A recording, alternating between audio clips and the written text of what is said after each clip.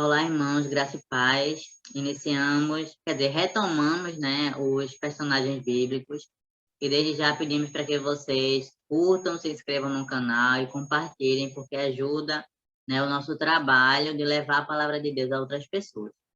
O personagem de hoje vai ser Moisés, tá certo? Então, a gente, antes de começar a explanar algumas coisas a respeito de Moisés, nós vamos fazer uma pequena oração. Então, convidamos vocês para orar junto conosco. Senhor, meu Deus, te agradecemos, Pai, por mais esse momento. Que o Senhor possa estar conosco, né, nesse momento, para que a gente possa levar a tua palavra, falar através do teu Espírito Santo. Perdoe os nossos pecados e abençoe cada pessoa que assiste junto conosco. Em nome de Jesus, pedimos e te agradecemos. Amém. Então, vou colocar aqui o slide e a gente vai ver algumas questões a respeito de Moisés. Vamos lá. É isso aí, meus irmãos. Vamos começar com o básico a respeito de Moisés, os seus pais, Joquebede, a sua mãe, e Anrão, o seu pai. Ele também tinha um irmão chamado Arão e também uma irmã chamada Miriam. Como bem sabemos, Moisés, ele foi o autor e o editor do Pentateuco, que são os 5 primeiros livros da Bíblia. E aí eles estão expostos: Gênesis, Êxodo, Levítico, Números e Deuteronômio. E também os estudiosos bíblicos, eles também acreditam que ele é o provável autor do livro de Jó também. Tá?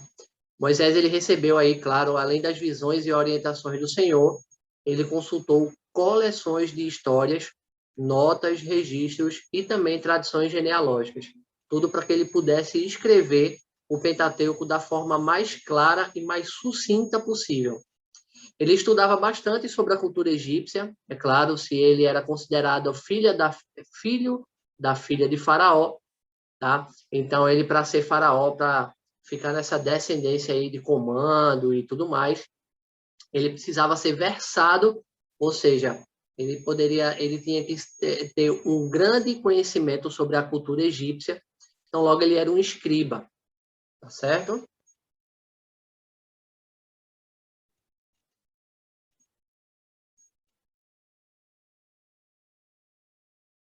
No capítulo 1 do livro de Êxodo, nós vemos aí que o faraó, ele decreta a morte de todos os hebreus que nascessem meninos, tá? Então ele dá uma ordem lá às parteiras para que matassem os meninos, e se fosse uma menina que deixassem vivas, mas se fossem um menino, que eles fossem mortos ali naquele exato momento. Isso devido ao aumento da população hebreia naquele momento. Os egípcios, eles tinham medo por conta do crescimento hebreu, que de uma certa forma eles tomassem o governo dos egípcios ou se rebelassem contra o governo egípcio. Então, o que levou o faraó a decretar aí a morte de todos os hebreus nascidos meninos. Tá? E aí, em contrapartida, a gente, acompanhando a leitura e indo para o Êxodo 2, ele mostra aí o relato do livramento de Deus com relação a Moisés, né, que demonstra aí o cuidado de Deus em toda e qualquer situação. Tá? E aí o que me leva justamente para esse ponto extremamente importante, que é falar sobre o Rio Nilo. Tá? Para você que não sabe, Joquebede, ela fez um cesto ali, botou algumas coisas, um betume, alguma coisa para colocar Moisés dentro e colocou dentro do rio. Depois de 3 meses que ela não conseguia mais esconder o menino. Então, ela colocou o menino dentro do cesto e colocou ele no rio Nilo. Tá?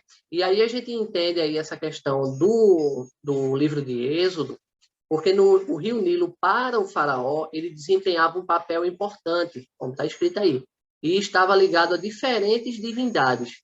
Então, esse é um dos indícios do relato do Êxodo, ou seja, o conflito entre o Senhor, nosso Senhor, Deus, e o faraó, tendo aí essa crença dele para os deuses egípcios. Bom, e essa parte aí, essa imagem mostra, né, enterrando o que ele matou, aquele que ele matou, que teve uma discussão, ele via os egípcios maltratando, né, o povo, e aí ele acabou matando um desses egípcios, né? Perguntou, por que está espancando o teu próximo? Então, ele acabou fazendo isso, tendo que fugir, porque teria consequências, né? Claro, ele matar pessoas do próprio povo dele, de onde ele cresceu, de onde ele foi criado.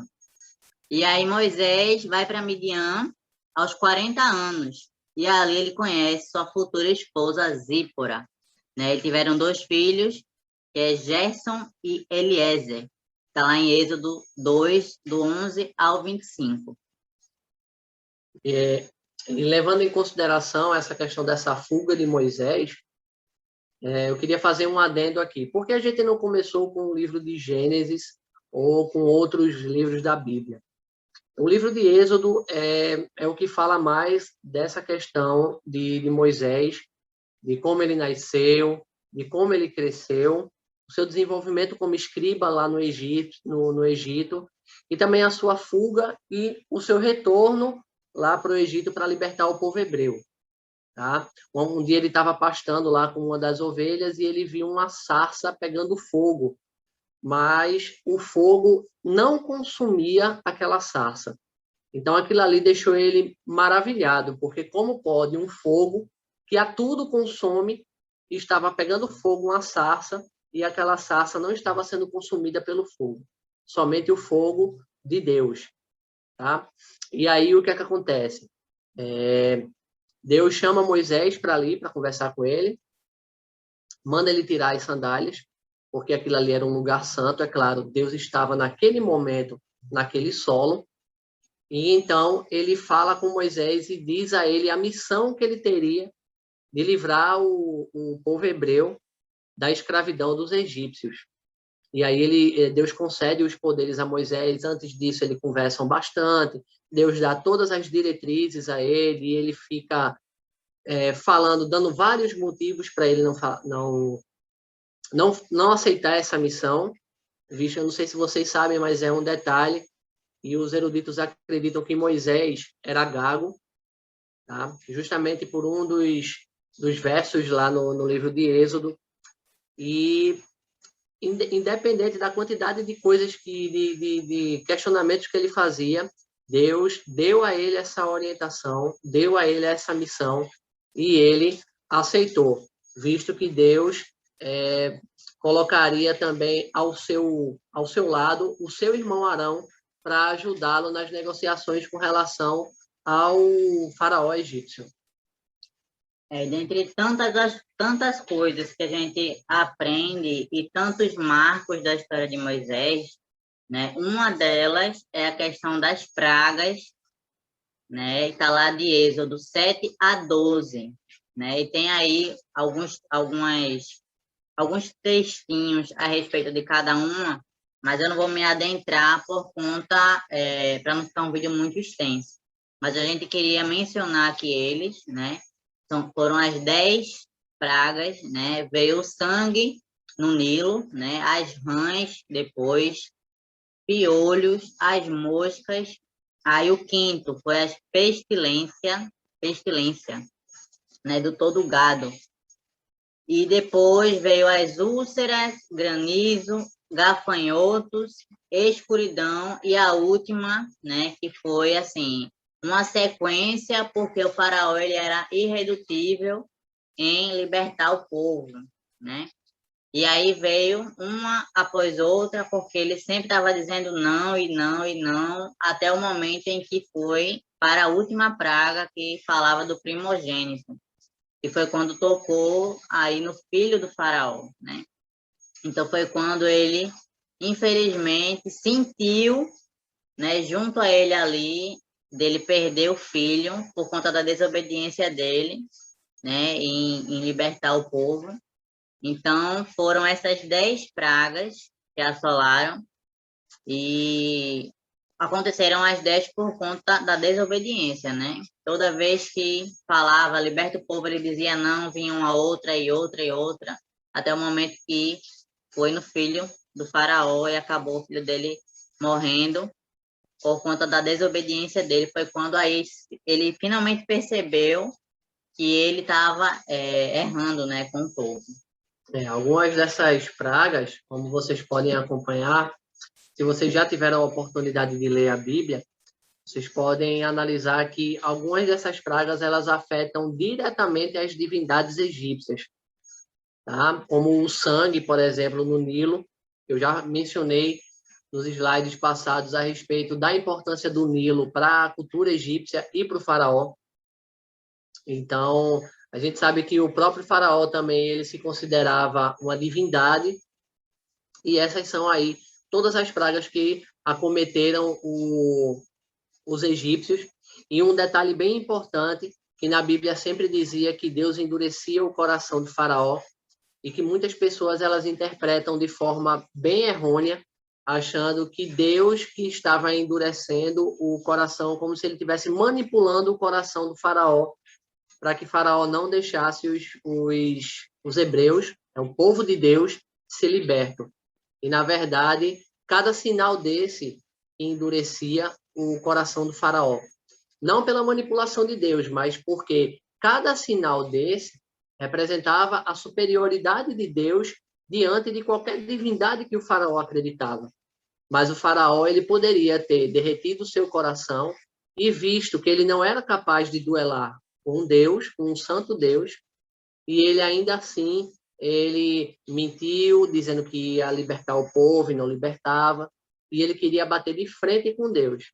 Então, ele próprio endureceu. Quando a palavra de Deus diz que Deus endurece o coração, foi porque os sinais que aconteceram, ao invés de amolecerem o coração do faraó, na verdade, endureceu.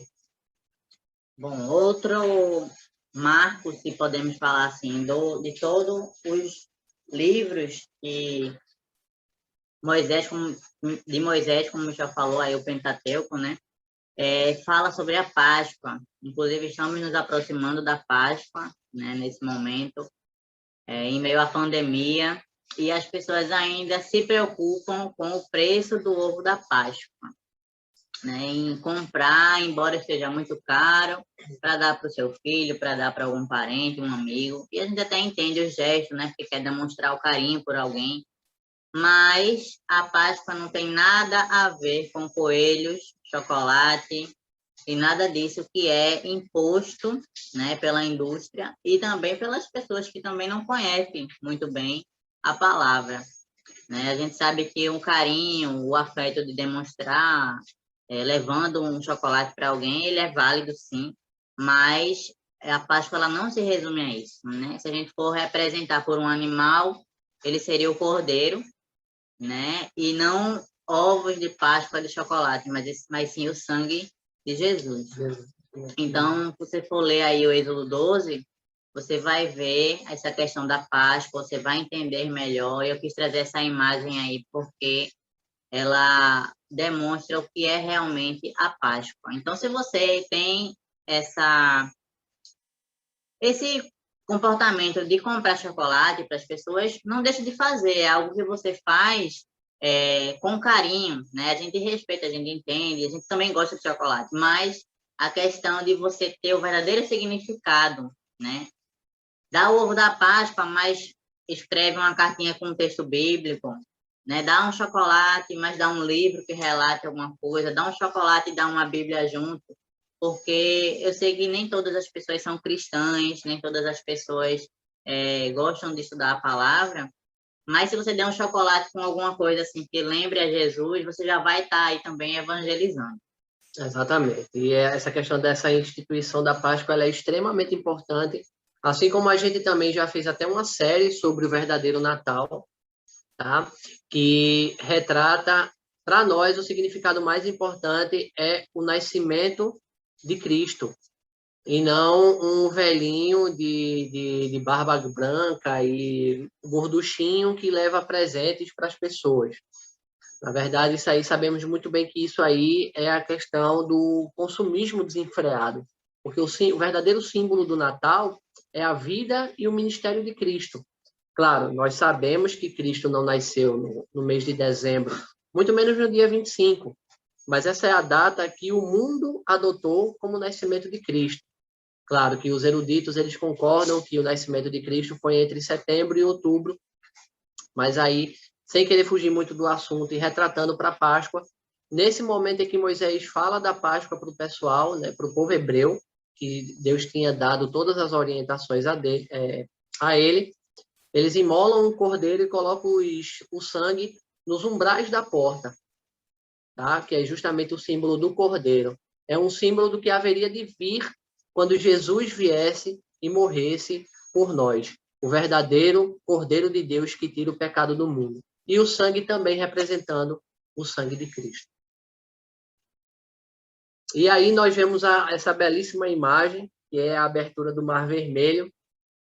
Depois que finalmente acabou a praga dos primogênitos e o faraó decide expulsar praticamente o povo hebreu de lá do Egito, Moisés ele controla toda a caravana, comanda aquela caravana até chegar no Mar Vermelho. E diante do Mar Vermelho, eles se atemorizaram por conta do tamanho do mar, aquela quantidade de água, e eles não viam nenhum tipo de caminho mais para percorrer. E para terminar de completar, o faraó ele tinha se arrependido de ter liberto o povo hebreu, e, na verdade, por conta de todas as coisas que tinham acontecido, as pragas, inclusive a morte dos primogênitos, ele, na verdade, ele queria uma retaliação, ele queria uma vingança contra o povo hebreu. E aí, nesse meio caminho, ele chegou próximo do acampamento dos hebreus, mas foi impedido aí por Deus, né, numa nuvem de fogo, impedindo que os egípcios eles se aproximassem do povo hebreu. Então, ele dá a ordem a Moisés, diga ao povo que marche. E então, Moisés levanta, né, ergue o seu cajado, e então, pelo poder de Deus, ele abre o Mar Vermelho. E então, o povo passa todo em terra seca. O povo chega do outro lado do Mar Vermelho e chega também todos com os pés secos. Eles não molharam em absolutamente nada. Verdade. Falando também de um outro momento importante, fala a respeito do maná que caiu do céu, né, para as pessoas que estavam aí passando pelo deserto, e elas recebiam sua porção diária, ou seja, Deus não permitiu que passassem necessidade, que tivessem fome, né? As sandálias não foram gastas, né? Imagina aí você utilizar uma sandália, ela durar 40 anos. Né? Hoje em dia, a gente passa uma sandália aí, 3 meses no máximo, ela já tora, já está com seu pé praticamente no chão, porque ela desgasta, né? Vai saindo ali, vai desgastando, e a gente tem que estar comprando direto sandália. Então, imagina a sandália durar 40 anos. Então, Deus permitiu, abençoou o povo dessa forma, né? Suas vestes também não foram gastas, as roupas que eles tinham duraram 40 anos também, né? E também tem a observância do sábado, né? Em Êxodo 16, que diz o seguinte: no 6º dia recolheram o dobro, 2 jarros para cada pessoa, e os líderes da comunidade foram contar isso a Moisés, que lhe explicou: foi isso que o Senhor ordenou, amanhã será dia de descanso, sábado consagrado ao Senhor. Assem e cozinhem o que quiserem, guardem o que sobrar até amanhã seguinte. Está lá nos versículos 22 e 23. Muitas pessoas falam que o sábado ele foi abolido, né? A gente também não vai entrar no assunto do sábado, porque não é esse o tema. Mas as pessoas falam que está abolido por conta do Novo Testamento e tudo mais. Mas se você for observar bem a Bíblia, em relação aos acontecimentos e como Deus ele se preocupava com as pessoas, né, guardarem o sábado e ter essas 24 horas aí de comunhão com Ele e realmente descansar, você pode ver aí que na sexta-feira, todos os dias, se as pessoas guardassem alimento, né, com um olho grande, se elas guardassem o alimento ele apodrecia, criava bichos e tudo mais. Então a pessoa não poderia comer, porque ele se estragava. Mas na sexta-feira, eles ganhavam a porção dobrada E esse alimento, ele não ficava ruim. Amém. Ele durava até o outro dia, né, que seria o sábado, para que as pessoas se alimentassem e não precisassem trabalhar e nem violar o sábado sagrado do Senhor. Então, em todas essas situações que a gente está falando aí, da abertura do Mar Vermelho, né, dessa questão do maná dobrado na sexta-feira, a gente vê o cuidado que Deus tem com o seu povo, né? Então, esse seria um outro momento para que a gente lembrasse dessa questão aí do amor de Deus com o seu povo. É incrível, né? Como Deus age, né? O pessoal não podia pegar a porção dobrada nos dias normais de semana, porque ficava podre no outro dia. Mas na sexta-feira eles poderiam pegar a porção dobrada para que eles pudessem passar o sábado com aquela mesma comida perfeita, cheirosa, gostosa, sem precisar se preocupar que elas apodrecessem. Isso é a verdadeira mão de Deus atuando. Então, pessoal, nós vamos aí para um dos momentos mais importantes do livro do Êxodo, que é a leitura dos 10 mandamentos. Tá? Estão todos descritos aí. Se você tiver alguma dificuldade para ler aí nessas tábuas, você também pode consultar a sua Bíblia. Está lá no livro de Êxodo, capítulo 20, e você vai dar uma olhada aí em todos os mandamentos. Sabemos que todos os mandamentos foram escritos com o dedo de Deus. Tá? Sabemos que Moisés desceu do monte carregando as tábuas e que essas tábuas foram escritas com o dedo de Deus. Tá? Em Êxodo 32, Moisés quebra as tábuas dos mandamentos. E aí o que acontece? Moisés havia subido no monte. Sabemos também que quem acompanha o livro de Êxodo sabe que somente Moisés poderia subir ao monte para conversar com Deus. Então Moisés ele estava demorando bastante para descer do monte. Claro, ele estava escutando todas as orientações de Deus. Mas aí o que acontece? Após essa demora de Moisés descer do monte, o povo hebreu começou a reclamar com Arão, o irmão de Moisés, a respeito de Moisés, que demorava para descer do monte. Então, Arão ficou meio perturbado, porque o povo estava pressionando ele, e acabaram fazendo um bezerro de ouro com as argolas, com os anéis de ouro das pessoas que estavam lá. E fizeram um bezerro lá, fizeram um bezerro de fundição. E aí, quando Moisés desce do monte e vê toda aquela situação e o povo adorando a um bezerro, adorando a uma imagem de ouro e tudo mais, então Moisés ele ficou irado e ele quebra as tábuas dos mandamentos. Ele quebra no chão com a raiva, com a ira que ele teve do povo idólatra. Tá? Então aí, isso aí era uma coisa que eu queria falar para vocês. E aí eu queria que vocês dessem uma olhada no slide que está escrito aí. O que Moisés estava retratando, que era a construção do tabernáculo, as leis civis, a escolha de sacerdotes, sacrifícios, o tabernáculo levantado, tudo isso em Êxodo 32, a glória do Senhor enche o tabernáculo em Êxodo 40. Os sacrifícios, aí a gente passa já para o livro de Levítico, os animais limpos e imundos, que é um texto bem conhecido também da Bíblia, em Levítico 11, onde ele fala quais são os animais puros e os impuros para se comer. Sabemos que o porco está lá e é um questionamento também muito grande que as pessoas fazem a respeito da carne de porco.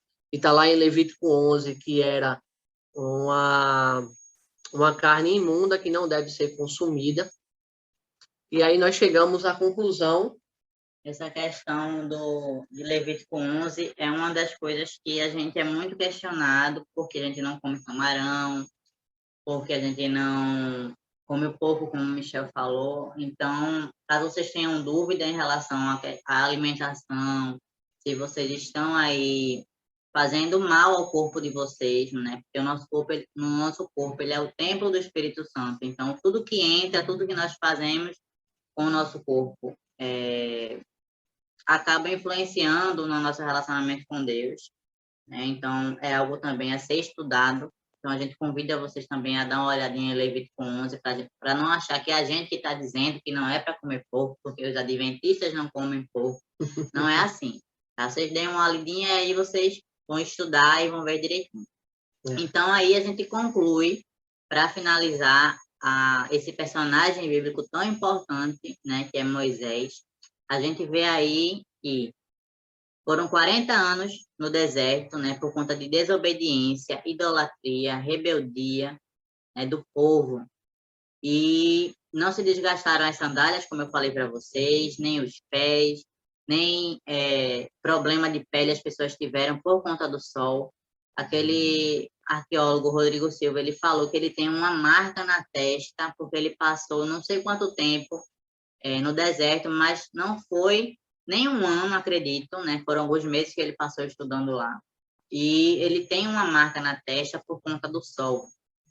E o povo de Deus, né, não teve nenhum tipo de doença de pele, não teve nada que assolasse a eles, né, nem as sandálias, não passaram fome, não passaram sede, tiveram tudo que era necessário, ou seja, Deus ele provém tudo que a gente necessita.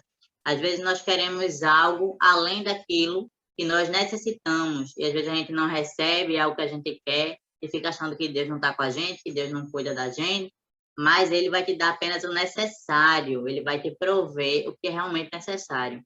Será que realmente você precisa de um sapato novo? Será que realmente você precisa comprar um alimento que provavelmente vai se estragar na sua geladeira, que você só quis comprar mesmo, para ter, para dizer que está comendo? Então, são coisas supérfluas, né, que você acaba querendo ter e pede a Deus, às vezes você não recebe, fica com raiva, né? Mas ele provém aí a nós o que nos é necessário para a nossa subsistência, para o nosso lazer, para a nossa vida espiritual, para tudo, né? Moisés morre com 120 anos, sozinho, né, entre aspas, sem ninguém para enterrá-lo, a não ser Deus. Mas aí eu coloquei entre aspas, né, uma reflexão de quem mais ele precisaria. Será que ele precisaria de alguém realmente ali, se ele tinha ao lado dele a pessoa mais poderosa, né, que é Deus ao lado dele? E aí o local é não sabido, né? E por quê? É uma questão que eu não sabia, mas aí o Michel também falou.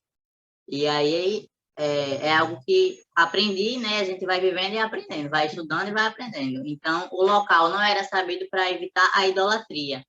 Realmente, se as pessoas soubessem que local, desculpa, que ele foi enterrado, as pessoas fariam ali um altar, talvez levassem sacrifícios, talvez fizessem coisas aí que Deus não se agrada, né?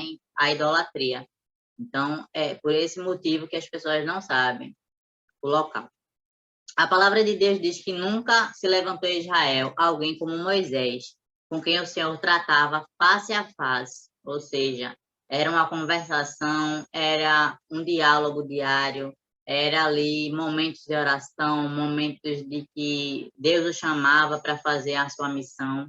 Então, em Israel não se levantou nenhum outro como Moisés, né? E por último, o Pentateuco, que é em hebraico. Essa parte eu vou deixar para o Michel falar, que ele sabe mais do que eu.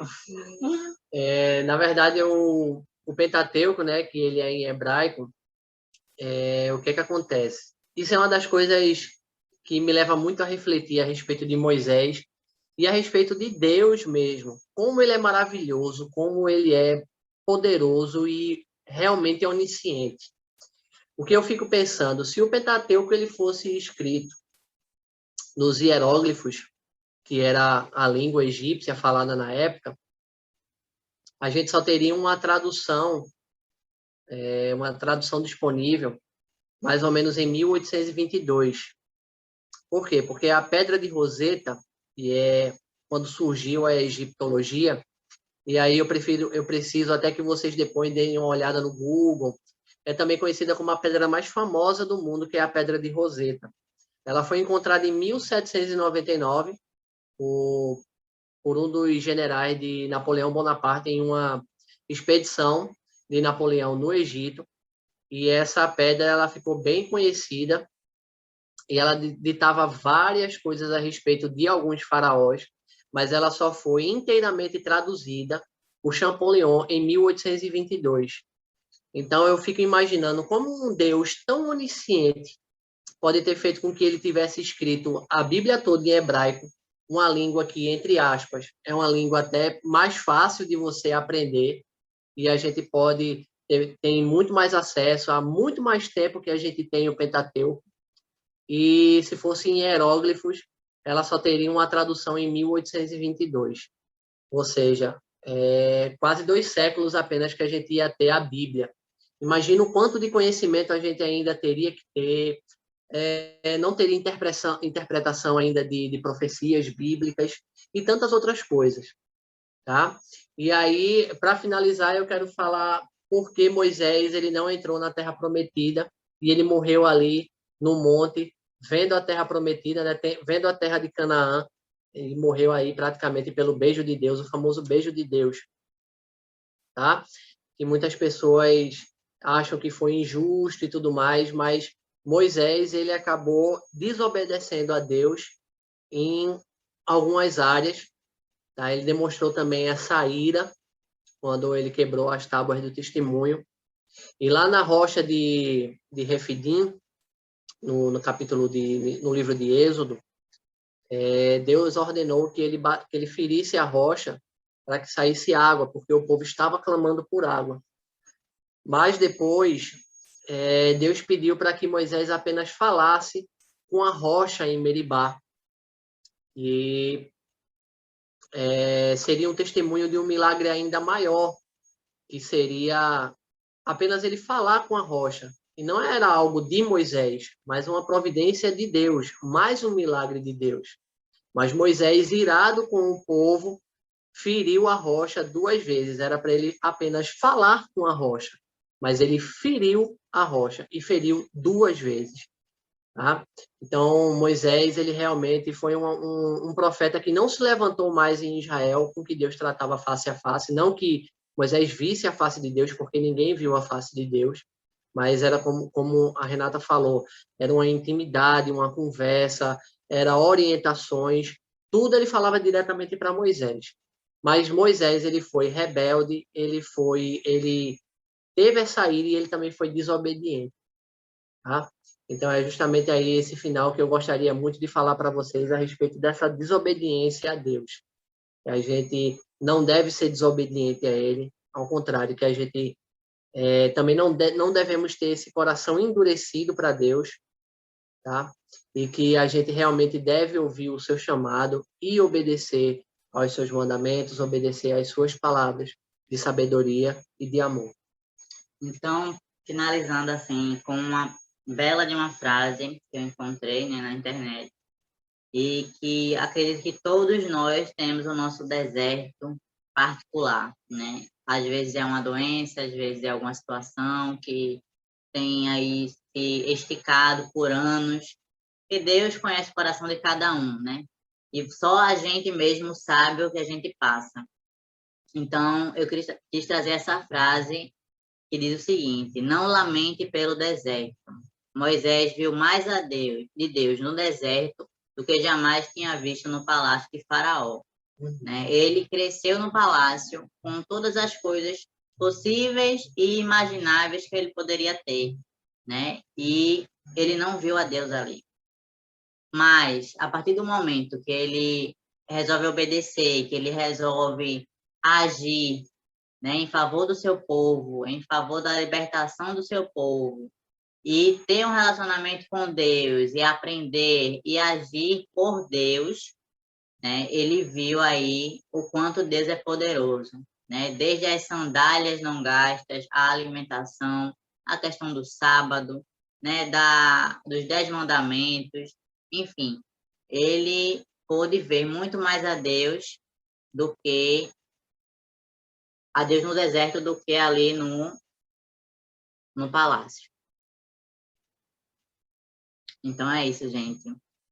Agradecemos, né, vocês que ficaram até aqui. A gente sabe que a gente acaba se estendendo um pouco, mas é porque são alguns temas que a gente acaba tendo que acrescentar algo mais histórico ou alguma outra questão que a gente tem que abordar, mas agradecemos que vocês se sintam à vontade para compartilhar, para deixar um comentário. Se você não concorda, também escreve aí. Se você tem alguma opinião diferente, também escreve aí. É sempre muito bem-vindo.